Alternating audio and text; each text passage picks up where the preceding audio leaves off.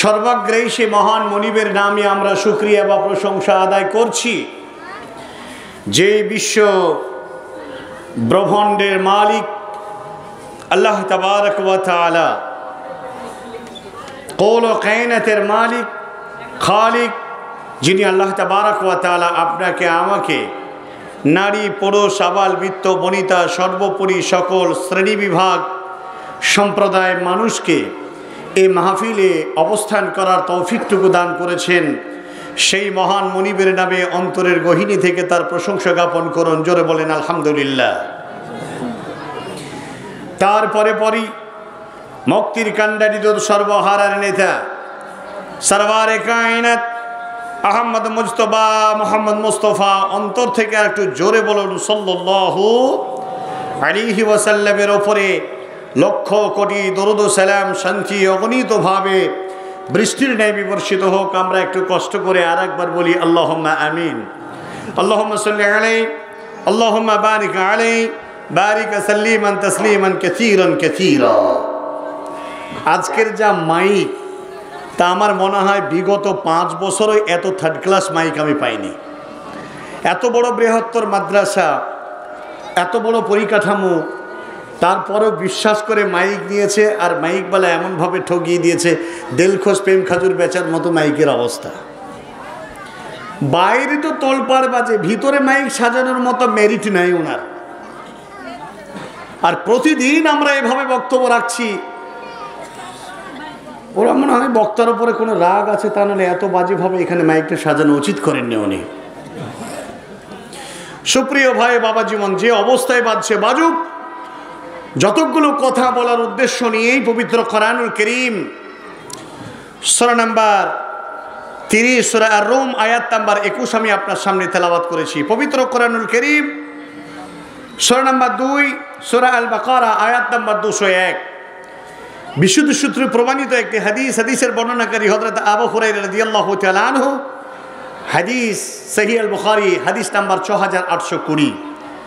উক্ত কোরআনের আয়াত এবং হাদিসকে সামনে রেখে আমি আমার তথ্যবহল বিবরণী আলোকপাত করার চেষ্টা করব ইনশাআল্লাহ। আমা তাওফিকি ইল্লা বিল্লাহ। রব্বি ইশরাহ লি সাদরি ওয়া ইয়াসসির লি আমরি ওয়াহলুল উকদাতাম মিন লিসানি ইয়াফকাহু কওলি। ইয়া ফাত্তাহ রব্বি জিদনি ইলমা রব্বি জিদনি ইলমা তাকাব্বালাল্লাহু ইয়া রাব্বাল আলামিন। যতগুলো মানুষ এই মাহফিলে যোগদান করেছেন আর যিনারা যোগদান করেছিলেন, জেনে রাখবেন যে এই মাহফিলটা যেমন তেমন মাহফিল নয়। ওয়াজাবাত লির রাহমাত, যারা এসেছিলেন আর যারা এসেছেন সমস্ত মানুষের উপরে আল্লাহর ওয়াজিব, আল্লাহ রাব্বুল আলামিনের রহমত বর্ষণ হওয়া, এটা ওয়াজিব হয়ে গেছে। জোরে বলো সুবহানাল্লাহ। তার মানে বোঝা গেল প্রত্যেকটা মানুষ আমরা আল্লাহ তাবারক ওয়া তাআলার করুণা পেয়েছি, আল্লাহ প্রদান করেছেন। এই করুণা প্রদান করার একটা বড় মাধ্যম হলো এই জালসা জৌলুস, এই মাহফিল, দাওয়াতের একটা বড় ফিল্ড। তার মাঝে আজকের যে অবস্থান করার যে প্লেস, এটা আল্লাহ তাবারক ওয়া তাআলা যারা এসেছেন আর যারা এসেছিলেন প্রত্যেকটা মানুষের উপরে আল্লাহর করুণা বর্ষণ হয়েছে। জোরে আর একবার বলুন আলহামদুলিল্লাহ। পৃথিবীতে আল্লাহ রাব্বুল আলামিন এই আল্লাহর জমিনে যত ইনসান, যাদেরকে হাইওয়ানের নাতিক বলা হয়েছে, হাইওয়ানের নাতিক তাদের কি বলা হয়? হাইওয়ান আর হাইওয়ানের নাতিক। হাইওয়ান বলা হয় তাদেরকে যারা জানোয়ার, আর হাইওয়ানের নাতিক বলা হয় যারা ইনসান। যাদের কণ্ঠনালীতে যাদের ঝুলন্ত আলা জিবা রয়েছে তারা হলো হাইওয়ানের নাতিক, মানে মানুষ সম্প্রদায় যারা কথা বলতে পারে, কথা বুঝাতে পারে, কথা বুঝে নিতে পারে। আল্লাহ তাবারক ওয়া তাআলা তাদের ভিতরে আরো একটা বড় পার্টস দান করেছেন, যেটা আল্লাহ তাবারক ওয়া তাআলা পবিত্র কোরআনুল কারীমের মধ্যে সূরা সাজদার মধ্যে বলে দিয়েছেন। মানুষের হৃদয়ে এমন একটি দিল, এমনই একটি কাল, এমনই একটি কমান একটু কমান এই দিককার পুটা কমান অন্তত আমি বাঁচবো। মানুষের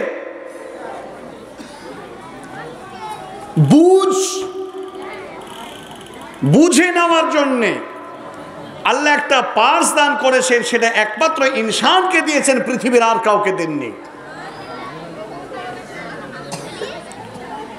এই পৃথিবীর ইনসানকে আল্লাহ এত নিয়ামত দান করেছেন।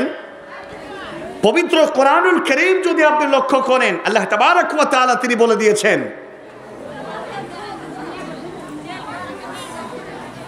আল্লাহর অগণন নিয়ামত, ওয়া ইন তাউদ্দু নি'মাতাল্লাহি লা তুহসুহা।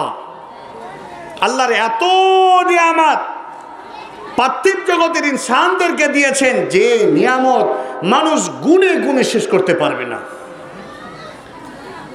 যদি লক্ষ্য করেন যে আপনি একজন কমপ্লিট একজন ইনসান, আপনাকে এত সুন্দর গঠন প্রণালী দিয়ে আল্লাহ তৈরি করেছেন, নাকটা যে জায়গায় রাখার দরকার সেটা যদি কপালে উঠে যেত দেখতে কেমন মনে হতো।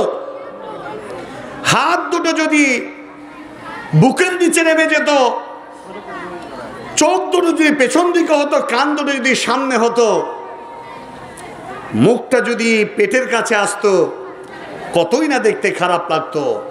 আল্লাহ তাবারক ওয়া তাআলা নাক, কান, হাত, চোখ, মুখ, মহান আল্লাহ তাবারক ওয়া তাআলা একজন ইনসানকে ফি আহসানি তাকওয়িম, এত সুন্দর অবয়ব, এত সুন্দর গঠন প্রণালী দিয়ে আল্লাহ তৈরি করলেন যে এক একটা মানুষ যদি এক একটা অঙ্গ প্রত্যঙ্গ নিয়ামতকে নিয়ে যদি চিন্তা ভাবনা করে, মানুষ বেহুশ হয়ে যাবে। এরপরও আল্লাহ বলছেন, এই পার্থিব জগতে তোমাদের জন্য যত নিয়ামত আমি পৃথিবীর বুকে আমি পাঠিয়েছি তা তোমরা গুণে শেষ করতে পারবে না। আল্লাহ বলছেন, তার চেয়েও বেশি দামি দামি নিয়ামত আমি তোমাদের জন্য জান্নাতে মজুদ রেখেছি। আল্লাহ রাব্বুল আলামিন পার্থিব জগতে পুরুষ আর নারীর মধ্যে দুটি বস্তু প্রদান করেছেন। পুরুষদের জন্য বড় একটা নিয়ামত দান করেছেন, তার নাম হলো নারী সম্প্রদায়। আর নারীদের জন্য আল্লাহ তাবারক ওয়া তাআলা আরেকটা নিয়ামত দান করেছেন, সেটা হলো পুরুষ সম্প্রদায়। হযরতে আদম আলাইহিস সালাম, আমাদের আব্বা, জান্নাতে যেটাকে এঁটেল মাটি দিয়ে বানিয়ে আল্লাহ রূহ ফুঁকে দেওয়ার পরে তেনাকে যখন জান্নাতে প্রবেশ করালেন, জান্নাতে থাকেন, আল্লাহ তাবারক ওয়া তাআলা তিনা সহধর্মিণী হিসাবে বাম পাজরের হাড্ডিটাকে কেটে নিয়ে বানালেন আমাদের মা, সারা পৃথিবীর ইনসানের মা হাওয়া আলাইহিস সালাতু তাসলিমাকে। কিন্তু এই নারীদেরকে আল্লাহ তাবারক ওয়া তাআলা কোথা থেকে বানালেন? আদম আলাইহিস সালামের বাম পাজরের হাড্ডি থেকে যদি আমাদের মা হাওয়া আলাইহিস সালামকে বানান, তাহলে পার্থিব জগতের নারীদেরকে আবার কোন স্থান থেকে বানালেন? আল্লাহ বলে দিয়েছেন পবিত্র কোরআন সূরা আর-রুম আয়াত নাম্বার 21, আল্লাহ তাবারক ওয়া তাআলা তিনি বলে দিয়েছেন, বিসমিল্লাহির রহমানির রহিম, ওয়া মিন আয়াতিহি أن خلق لكم من أنفسكم أزواجا لتسكنوا إليها وجعل بينكم مودة ورحمة إن في ذلك لآيات لقوم يتفكرون। রে আজকের চাতক পুকুরিয়া অঞ্চলের যত নারী পুরুষ আপনারা এসেছেন, ভালো করে কথাটা কর্ণপাত করে নেন।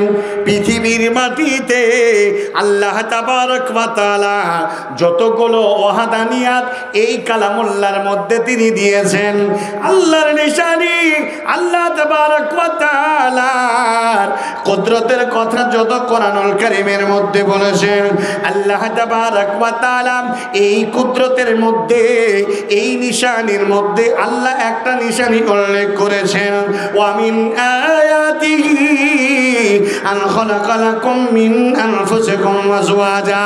রে পৃথিবীর নরনারী তোমরা শুনে নাও, শুনে নাও, যতগুলো ওয়াহাদানিয়াত, যতগুলো আমার কুদরতের নিশানি রয়েছে, এর মধ্যে আরো একটা উল্লেখযোগ্য নিয়ামতের নিশানি, সেটা হলো শুনে রাখো রে পুরুষ সম্প্রদায়, তোমাদের আত্মার এক কিনারা থেকে, তোমাদের নাফসের এক কন্যার থেকে আমি তোমাদের সহধর্মিনী মহিলা সম্প্রদায় নারী সম্প্রদায়কে আমি বানিয়েছি। অর্থাৎ বোঝা গেল একজন স্বামী তার জন্য যে স্ত্রী বরাদ্দ করে দিয়েছে, এই বরাদ্দ স্ত্রীটা হলো ওই স্বামীর এক আত্মার কিনারা থেকে। আল্লাহ তাবারাক ওয়া তাআলা মিন আনফুসিকুম, তোমার পুরুষের আত্মার এক স্থান থেকে আজওয়াজা, এই নারীকে আল্লাহ সৃষ্টি করেছেন। বলছেন কেন আমি বানালাম? এই জন্যে বানালাম যেন রে পৃথিবীর পুরুষ তোমরা শুনে নাও, যাতে করে ওই আত্মার কিনারা থেকে বানানোওয়ালা নারীকে পেয়ে যেন তুমি শান্তি পাও, পেয়ে যেন তুমি আরামে থাকো, পেয়ে গেলে যেন তুমি এক আনন্দে উচ্ছ্বাসিত হয়ে যেন তাকে নিয়ে সুখ শান্তি তুমি থাকতে পারো। আল্লাহ তাবারাক ওয়া তাআলা বলছেন এই নারী দ্বারা তুমি শান্তি পাবে, আর এই নারী তোমাকে পেয়ে শান্তি পাবে। মহান আল্লাহ তাবারাক ওয়া তাআলা তিনি বলছেন শুধু তাই নয়, শুধু তাই নয়, তাই নয়, তোমাদের মাঝে আরো দুটো বস্তু আমি পয়দা করে দিয়েছি। একটার নাম হলো মাওয়াদ্দাত, আর একটার নাম হলো রহমত। মাওয়াদ্দাত কি জিনিস আর রহমত কি জিনিস জানি আমরা সবই, স্মরণ করলেই শুধু বুঝতে পারবেন। মাওয়াদ্দাত বলা হয় একটা পুরুষ আর একজন নারী বৈবাহিক বিবাহে যখন আবদ্ধ হওয়ার পরে 70-80 বছর পর্যন্ত তারা খাহিশাতে নাফসি, এক মোহ মমতা ভালোবাসা দেওয়া নেওয়া যতটা করতে পারে, তাদের মধ্যে যে বৈবাহিক বন্ধনের যে স্বাদ অমৃত, আমি আল্লাহ তাবারাক ওয়া তাআলা যতদিন একজন স্ত্রীকে তার জমি হিসাবে, তার সম্পদ হিসাবে স্বামী ব্যবহার করতে পারবে, একজন স্ত্রী তার আবাদিয়া হিসাবে, উপযুক্ত মুনিব হিসাবে যতদিন তাকে গ্রহণ করে নিয়ে থাকতে পারবে, ততদিন পর্যন্ত এই নিয়ামত অব্যাহত থাকবে, এই নিয়ামত নস্যাৎ হবে না, এই নিয়ামত ধ্বংস হবে না। প্রিয় ভাইরা আমার, আল্লাহ বলছেন তার সাথে সাথে আর একটা বস্তু দান করেছি যেটার নাম হলো রহমত। আরবি ভাষা, বাংলা তর্জমা হলো অনুকম্পা, অনুপ্রেরণা, দয়া, দাক্ষিণ্য, রহমত, অনুগ্রহ। এই দুজনের মাঝে আমি আল্লাহ তা প্রদান করে দিয়েছি। পৃথিবীতে একজন স্বামী একটা স্ত্রী ছাড়া চলতে পারে না। একজন স্ত্রী তার স্বামী ছাড়া তার স্ট্রাকচার চলতে পারে না। যেই লোকটি স্ত্রী মারা গেছে ওকে গিয়ে জিজ্ঞাসা করেন, তার শূন্যতার কথাটা বলে শেষ করতে পারবে না। যে মহিলা বিধবা হয়ে গেছে সেই মেয়েটি জানে যে স্বামী কি অমূল্য রত্ন।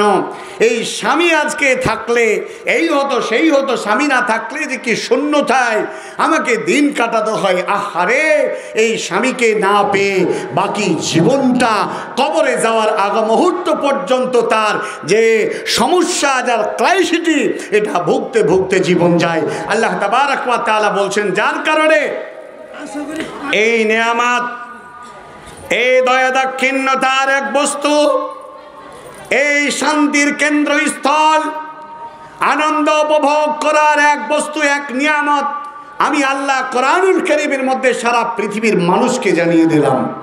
প্রিয় ভাই সকল, আজ পৃথিবীতে দুটো জিনিসে মানুষ যেন ভুগতে আছে। দুই সম্প্রদায়ের মধ্যে একটা বস্তুকে নিয়ে মানুষ যেন দুনিয়ায় আজকে বিপদগামী।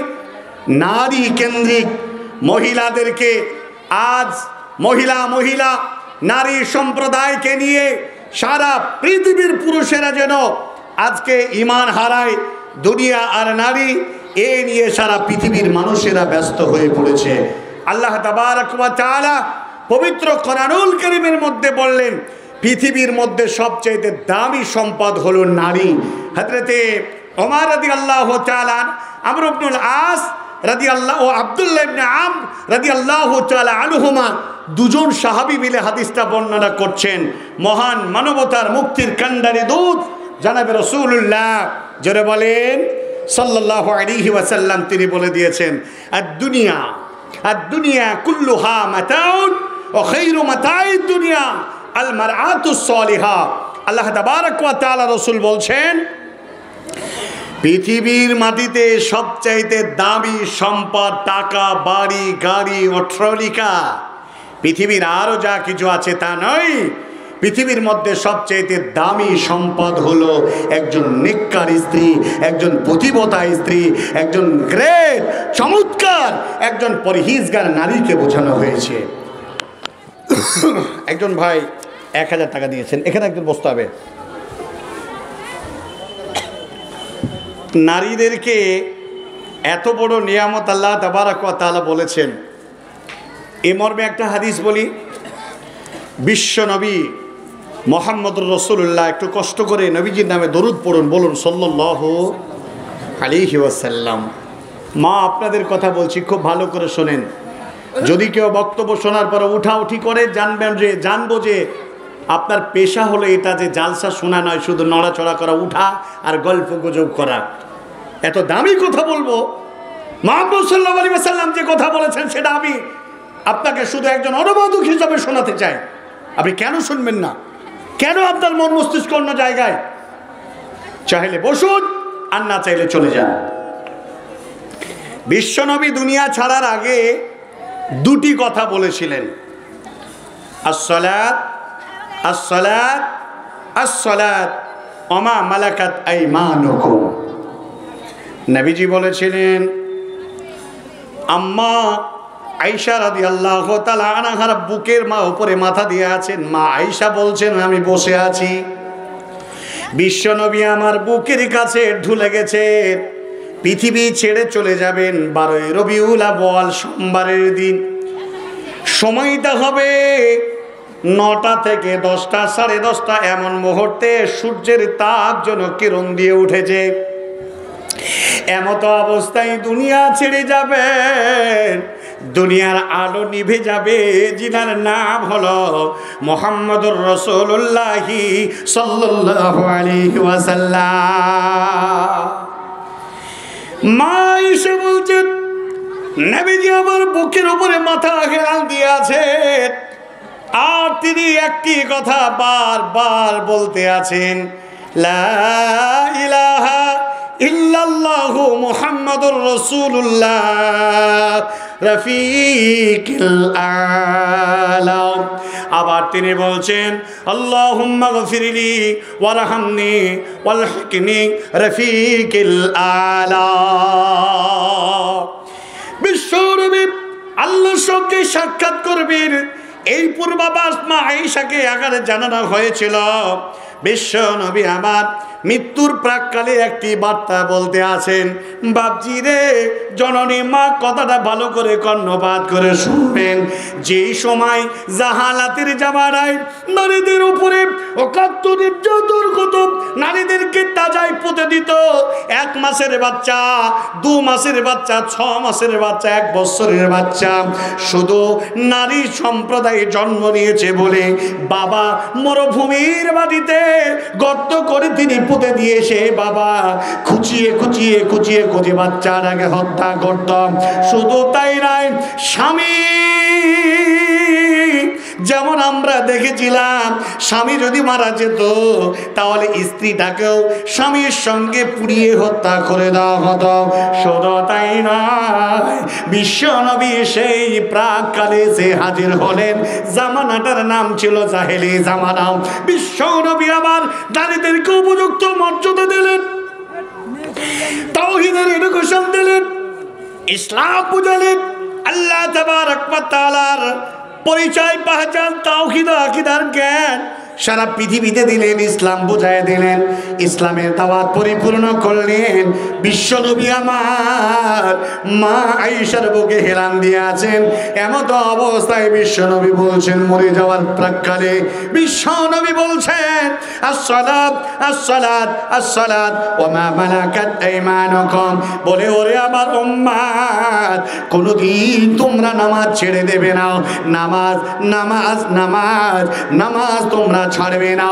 তারপরে নবীজি আর একটা বাক্য বললেন, ওয়া মা মালাকাত আইমানুকুম,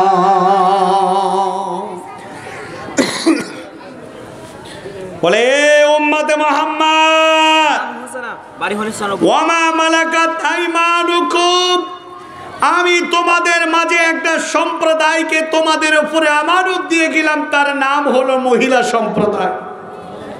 ওয়া মা মালাকাত আইমানুকুম, আমি তোমাদের মাঝে নারীদেরকে রেখে গেলাম, এই নারীদেরকে তোমরা ইজ্জত করবে, এই নারীদেরকে তোমরা সম্মান করবে, এই নারীদেরকে তোমরা বেয়াদবি ব্যবহার করবে না। মহিলা নারী সম্প্রদায় এত সম্মানের পাত্রী, বিশ্ব নবী এত ইজ্জত করতেন, এত ভালোবাসা দিতেন। বন্ধুগণ, আজকে এই নারীদের উপরে অকথ্য নির্যাতন, নারীদের উপরে মার, নারীদেরকে খেতে না দেওয়া, নারীদের উপরে আবার অপর বিবাহ করা, নারীদেরকে সমান অধিকার না দেওয়া, নারীদেরকে বাড়ি থেকে বের করে দেওয়া, নারীদের বাপের বাড়ি থেকে সম্পদ আনাকে কেন্দ্র করে মার, নারীদেরকে দেখতে ভালো না দেখে কেন্দ্র করে মার, নারীদের সাথে ব্যবহার করতে গিয়ে মার। নারী নারী নারী, বিশ্ব নবী সাল্লাল্লাহু আলাইহি ওয়াসাল্লাম বললেন, এই জাতটাকে তোমাদের কাছে আমানত দিয়ে গেলাম। জাহালাতের জামানায় সবচেয়ে নারীরাই বেশি বেইজ্জতের পাত্রী ছিল, আমি এসে তাদেরকে ইজ্জত দিয়ে গেছি, অতএব এই নারী সম্প্রদায়কে তোমরা সম্মান জানাবে। ভাইরা আমার, বন্ধুরে আমার, মহিলা সম্প্রদায় আল্লাহ তাবারক ওয়া তাআলার কাছেও প্রিয় এবং বিশ্বনবী জনাবে রাসূলুল্লাহ সাল্লাল্লাহু আলাইহি ওয়াসাল্লামের কাছেও প্রিয়। তার কারণ হলো কি, আমরা বিগত দিনের কথা ভুলে যাই না। জাহালাতের জামানায় মিশরের নীল নদের ধারে, মিশরের নীল নদের ধারে এই জাহেলের বাচ্চা জাহেলেরা নারীদেরকে গ্রাম খুঁজে খুঁজে খুঁজে খুঁজে খুঁজে খুঁজে সুন্দরী নারীদেরকে ধরে নিয়ে আসতো, আর বছরে বছরে একটা করে মিশরের নীল নদে তাদেরকে বলি দিত। মিশরের নীল নদের ধারে সুন্দরী গ্রাম, 5টা 10টা গ্রাম খুঁজে একটা সুন্দরী অপরূপা একটা বালেগা একজন মহিলা তরুণ যুবতীকে নিয়ে এলো।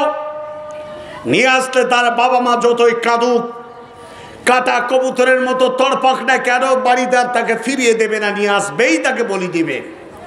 ভাইরা আমার, মিশরের নীল নদের ধারে সুন্দরী রমণীকে ধরে নিয়ে তাকে হাত এবং পা বেঁধে তাকে দাঁড় করিয়ে রেখেছে। গ্রামের লোকেরা ছুটে এলো, আজ মিশরের নীলনদকে তারা বলি দিবে, নীলনদকে সাহায্য করবে, নীলনদ তাদেরকে পানি দিয়ে সাহায্য করবে। বন্ধুরা আমার, সুন্দর করে দাঁড় করিয়ে রেখেছে। আর গ্রামের নারীরা আসে, পুরুষেরা আসে, কেউ বা শাড়ি নিয়ে আসে, কেউ বা ছায়া ব্লাউজ নিয়ে আসে, কেউ বা জামা নিয়ে আসে, আবার কেউ বা সুন্দর অলংকার নিয়ে আসে। আসার পরে মেয়েটাকে সবাই দান করে দেয়, আনন্দ করে, হাসে, এটাই তাদের যুগের রীতিনীতি ছিল। মেয়েটা বলছেন, ও বোন, এত সুন্দর জামা কাপড় অলংকার আমার চতুর্দিকে ঢের লাগিয়ে দিয়েছ, এগুলো আমাদের কি কাজে লাগবে? এগুলো আমাদের কি বা লাভে আসবে? আমার কি কাজে আসবে? কারণ তোমরা তো খুব ভালো করে জানো, কিছুক্ষণের মধ্যে আমার হাত পা বেঁধে নীল নদে আমাকে নিক্ষেপ করবে, আমি তো চলে যাব। আর মানুষ এই নিয়ে তারা আমোদ প্রমোদ করতে আছে। মেয়েটার হাত পা বেঁধে দিল, দেওয়ার পরে সমুদ্রের অথই তরঙ্গে তাকে ছুঁড়ে ফেলে দিল। বলছে তারা, জাহেলের বাচ্চা জাহেলেরা বলে, ও নীলনদ, তোমাকে আমরা সাহায্য করলাম, এবার তুমি আমাদের সাহায্য করো। আল্লাহর নবী এই সমস্ত রীতিনীতিকে তিনি বন্ধ করে দিয়েছিলেন। মরার 5 মিনিট আগে নারী সম্প্রদায়কে ইজ্জতের কথাটা বলে গেলেন, আসসালাত আসসালাত ওয়া মা মালাকাত আইমানুকুম, হে তোমরা নামাজ ছেড়ে দিও না, নামাজ নামাজ নামাজ নামাজ, নারী সম্প্রদায়কে তোমরা সম্মান করবে।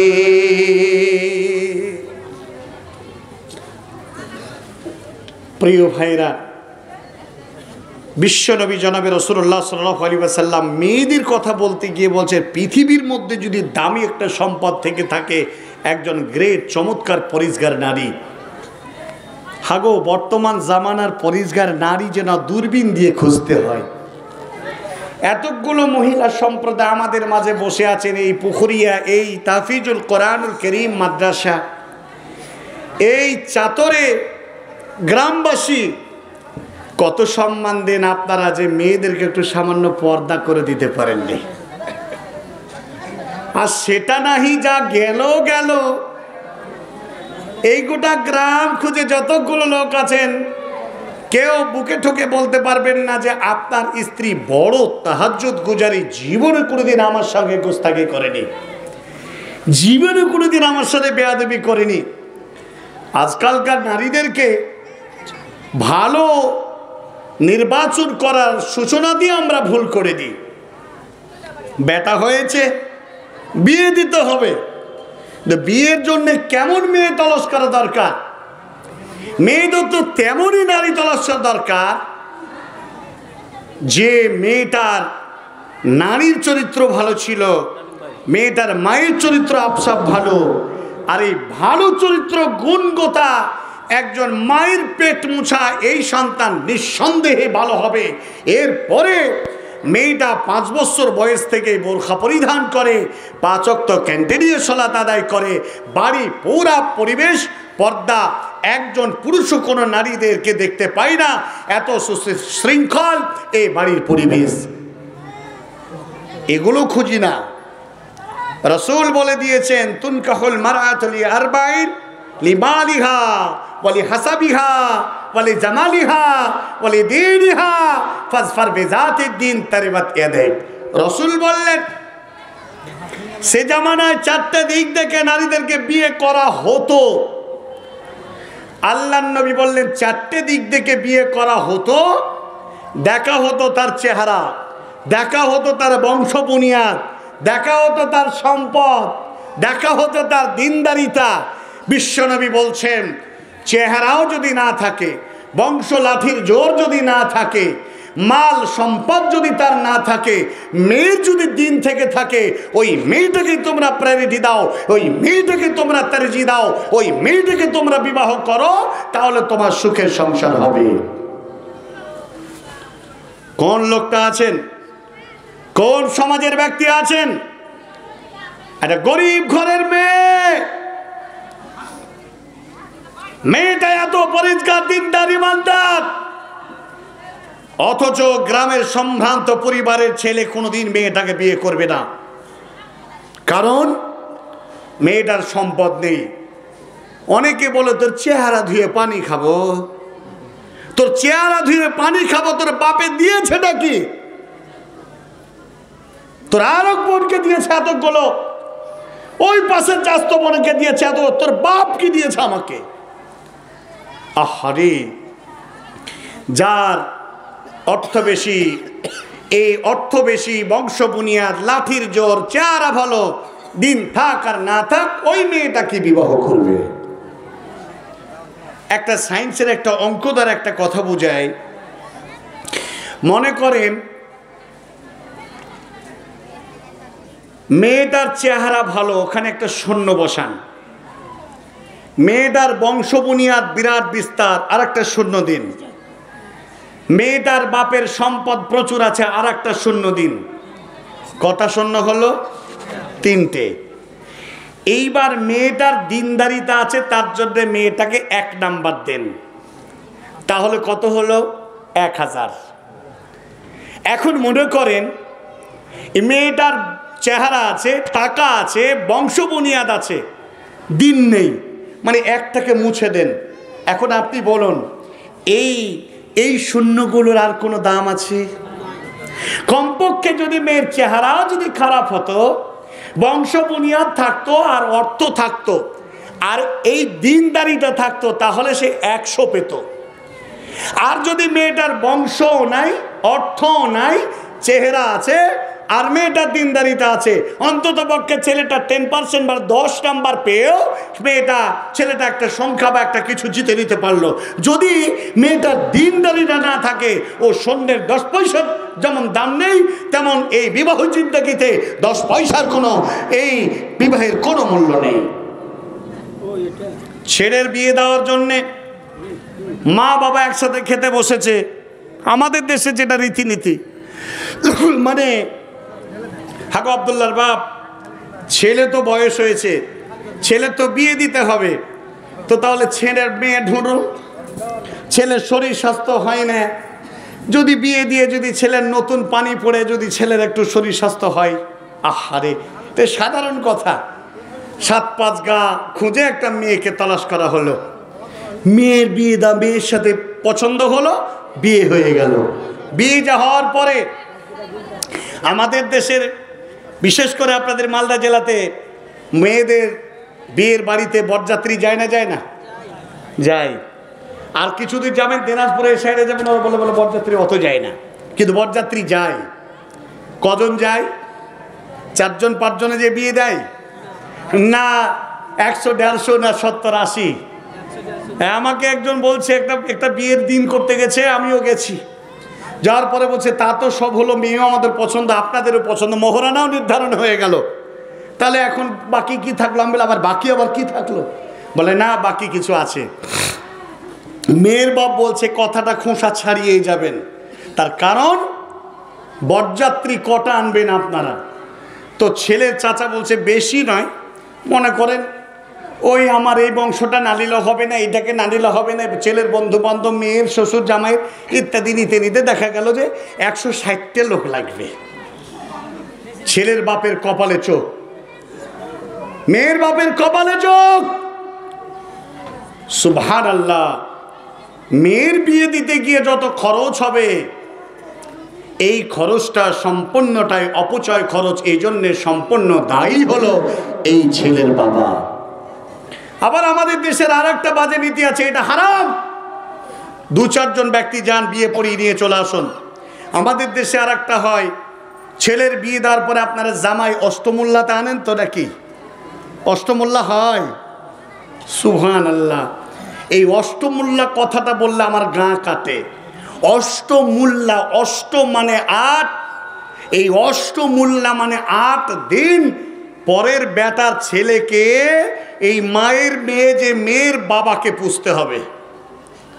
আমাদের মুর্শিদাবাদের ভাষা হলো অষ্টমূল্যা। আবার কেউ কেউ আগের যুগের মানুষেরা বলে 8 মোল্লা। আমি বললাম 8 মোল্লা মানে 8 দিন জামাইকে নিত্য নতুন ভালো খাবার দিয়ে তাকে সুন্দর পুষ্টিকর খাবার দিতে হবে। এ আবার কোথা থেকে এলো? আমি নদিয়ায় গেলাম, জিজ্ঞাসা করলাম যে আপনাদের দেশে জামাইকে কয় মোল্লা করান? তো বললো হুজুর আমরা 30 মোল্লা করাই। বলে সুবহানাল্লাহ। দৈবক্রমে বর্ধমান জেলায় গেলাম প্রোগ্রাম করতে, বলে আপনারা কয়দিন মোল্লা করান জামাইয়ের? বলে বাপ, একটা লোক তো আফসোস করে বলছে বেটির জন্ম না মানে কাল জন্ম হওয়া। বলে কেন? বলে আমাদেরকে জামাইকে 90 মোল্লা করতে হয়। মানে 3 মাস বর্ধমান জেলার মানুষেরা, 1 মাস নদীয়া জেলার মানুষেরা। আমরা চালাক মানুষ, তারপরেও কিন্তু 8 দিন। কোনোটা ইসলাম সমর্থন করে? 90 দিন করে, 1 মাস করে, 8 দিন করে। বিশ্বনবী বলেছেন, এই খুব ভালো করে শুনবেন মায়েরা, আল্লাহ তাবারক ওয়া তাআলা রাসূল বললেন আদ-দিয়াফাতু সালাসাতু আইয়ামিন, মেহমানি হবে 3 দিন। প্রথম দিন হবে অধিকার, দ্বিতীয় দিন হবে খাতির, তৃতীয় দিন চলে যেতে হবে। যত বড়ই লাশ চাইবির পেটে হোক না কেন, পরের বারে মেহমানি জমি যেই কেউ আসুক না কেন, প্রথম দিন অধিকার আসতে পারে, খেতে পারে, থাকতে পারে, আসবে, এটাই স্বাভাবিক। মানুষের সঙ্গে ভ্রাতৃত্ব বন্ধন হবে বন্ধুরে। কিন্তু জেনে রাখেন, দ্বিতীয় দিন কোনো রকম ভাবে তাকে খাতির করতে হবে। তৃতীয় দিন সেই বাড়ি থেকে তাকে চলে যেতে হবে। 3 দিন হলে তাকে 3 দিনের খাবারের দাম দিয়ে যেতে হবে। বাবা বলছে, আব্দুল্লাহর বাপ, ছেলেটার বিয়ে দাও। শরীরে অবস্থা যা, বিয়ে হয়ে যদি একটু পরিবর্তন হয়। অবস্থা বাপের অনেক, খিটখিটে ছেলে বিয়ে দিল, একবারে ভেড়ার মতো, মানে কি বলবো আপনার, একবারে আর কি ভাষা বলবো, গাধার মতো বুকদা হয়ে চলে এলো। এই 8 দিন, 90 দিন, 30 দিনের কারণে সকালবেলায় যদি রাত্রের মিষ্টি যদি দেওয়া হয়, গুমরা মুখ। মেয়েটা বলছে, কি ভুল করলাম? বলে, ভুল করলি মানে? তোর বাপের টাকা নেই তো কেন অষ্টমূল্যা করতে এসছিস? রাতের মিষ্টি সকালে মিষ্টি কি দেশে নাই? লা হাওলা ওয়ালা কুওয়াতা ইল্লা বিল্লাহ। যে কথাটা বলতেছিলাম, সমাজ